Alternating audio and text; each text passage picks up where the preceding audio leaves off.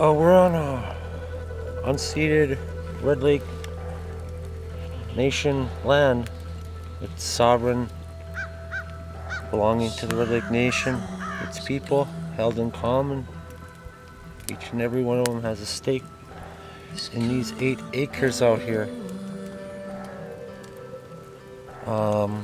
It is subject not to county law or state law, but to Red Lake law.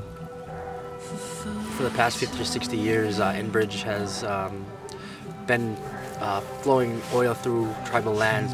Same oil that comes to these pipelines is the same oil that's up there, and they're getting from the tar sands, which is destroying the land and making people sick.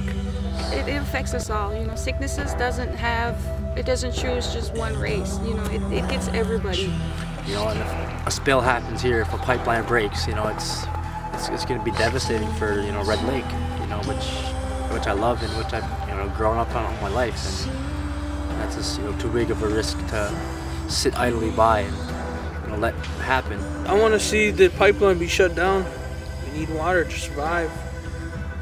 Disaster out here, and in fact they've just declared a state of emergency here in Calhoun County, and I spoke with an official with the state and they say this may be the worst oil spill ever in the Midwest.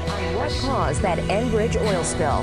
A spill that is by far the most expensive onshore oil spill in U.S. history. And again, Enbridge is to blame. The spill happened on a line that runs from near Duluth, Minnesota to near Gary, Indiana. Another Enbridge oil spill less than 2 months after a pipe burst in Calhoun County, spilling oil into West Michigan's waterways. It's happened again. This time it's in Illinois. Right now the company isn't sure how much oil actually leaked. Now, not only was there a 6.5-foot long crack in the pipeline, but the NTSB is focusing on other factors too, like the fact that Enbridge employees thought that alarms going off weren't because of a crack, but rather they thought it was because the pipe wasn't full, so they pumped more oil into it. For more than 17 hours and over 3 shifts, the people controlling the pipeline did not respond to the alarms, the pressure differentials, or even follow their own safety procedures. Another problem pointed out was the fact that emergency crews locally didn't have the right training to deal with an oil spill. Originally, Enbridge told us that 819,000 gallons of oil spilled into the Kalamazoo River. Today, the EPA said 1.1 million gallons has been cleaned up, and there's still more out there. Now, we did the math. That's 150 full-length football fields of oil they didn't know was here. A major cleanup is underway after a giant oil spill near a small community in Arkansas. So that is a pipeline that is busted. Look. Incredible. And that is oil. 3 days into the spill on Montana's Yellowstone River, cleanup crews scrambled again today to contain the ooze. Earlier this year in North Dakota, there was an Enbridge leak of some 126,000 gallons. There were 2 major spills in Wisconsin in 2007.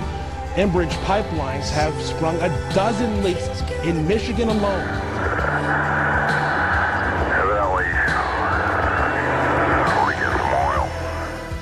People that live on my reservation,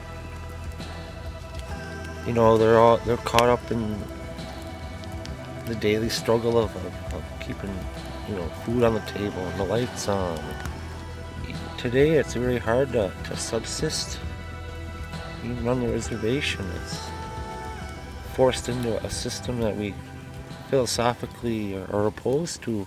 My country, 'tis of thee, sweet land of poverty, for thee I weep. Land where my mother cried, land where my father died, sweet land of genocide, pride of my heart.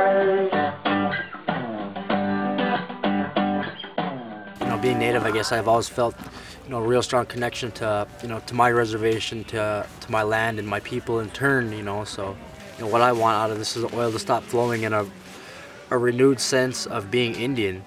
Where I'm from, it's it's getting lost, you know, who we are, what we're about. You can't totally live life or ever know what it is to live life if people control it. People control you, the way you live, the way you think, the way you feel. If you let them control you, you might not ever know your full potential. I want the people to take the land back, you know, not just Native people, but all people, all walks of life, that we can live a healthy life. You know, I think everyone, it doesn't matter what culture you're from or what your background is, everyone loves the land, you know, everyone loves clean water, pretty stream, you know, beautiful lake where we go catch fish we know we can eat, you know. Red Lake is still like that.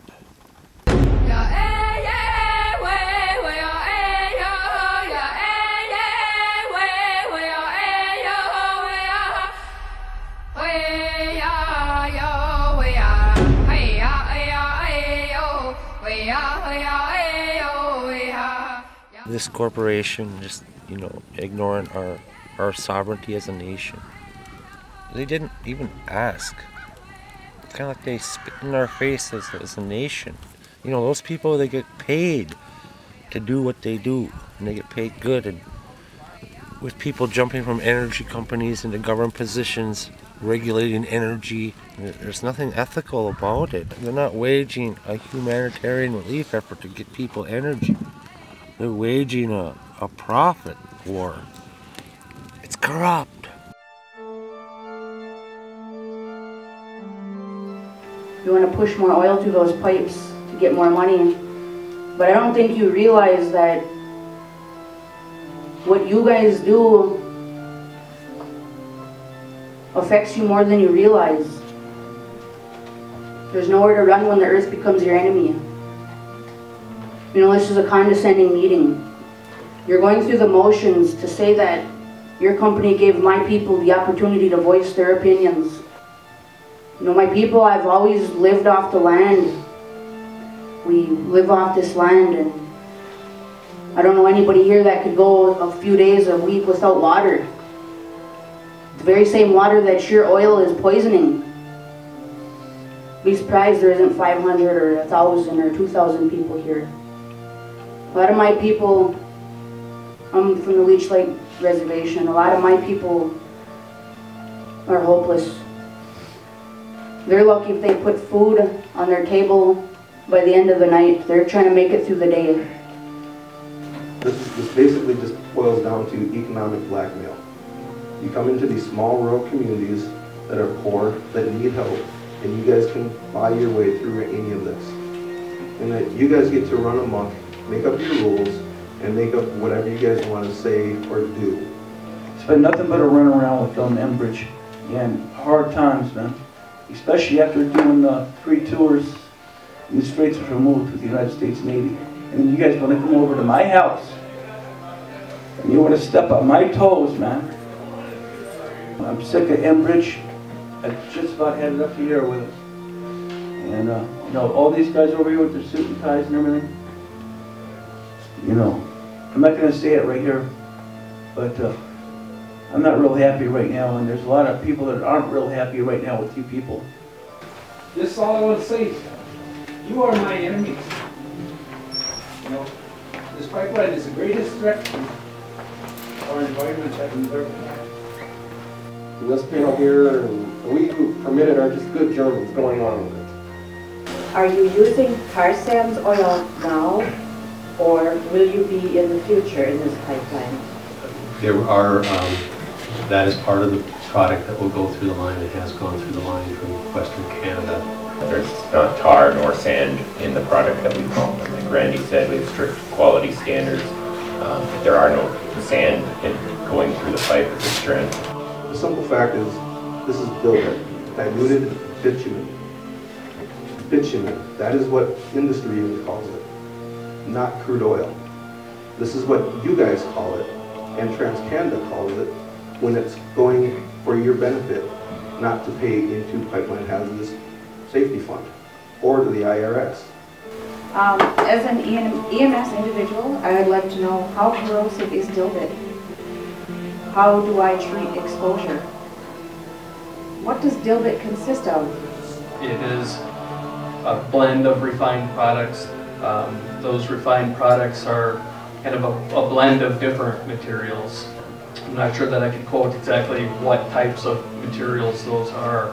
None of you on this panel are able to answer critical questions that have been asked of you, and you're all really good at talking in circles.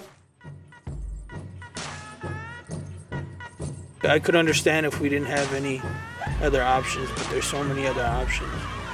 But they don't want you to know about that. We can stop the tar sands from being extracted. To have a sustainable future, we have to address these issues today. As long as we all stand together, we all share a voice, we all speak up. Hopefully, we have these different energy sources and things that aren't so harmful to people or the environment. Hopefully there's a solution quick. If not, you all have to pick up the fight. Stand up for something besides oneself, We all gotta fight. I'm here because I believe in this, that I believe that we can make a difference in the world. In the end, this shit's gonna destroy us. What happens to one of us is the same that happens to all of us, When it comes to our nation, and our children, and our land, and our elders, and our lake, there's really no question, that we'll defend it.